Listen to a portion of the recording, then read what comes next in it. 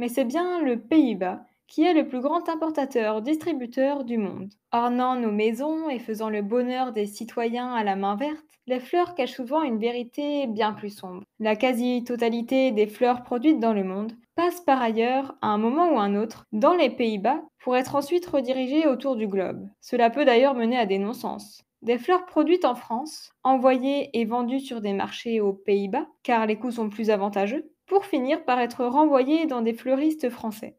En France, 85% des fleurs coupées qui finissent dans nos vases viennent de l'étranger. Ce sont surtout des facteurs économiques qui entrent en jeu.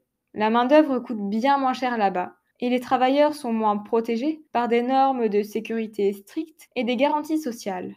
De même pour les conditions de travail générales, qui sont bien plus favorables pour ces firmes. Les roses sont souvent produites sous d'immenses serres qui nécessitent d'être chauffées et allumées méthodiquement pour permettre de répondre à la demande en rose, qui est une fleur plébiscitée tout au long de l'année, et donc en plein hiver, lorsqu'il y a peu de chances, il faut le dire, de tomber sur cette fleur au milieu d'un champ. Chaque bouquet peut contenir des dizaines de substances chimiques, incluant certaines d'entre elles interdites en Europe ou en France, mais qui, comme produites à l'étranger, peuvent être vendues chez nous. Selon une étude menée par des chercheurs de l'université de Lancaster, l'empreinte carbone d'un bouquet de roses importé est de 60 kg de CO2, soit l'équivalent d'un trajet Paris-Londres en avion.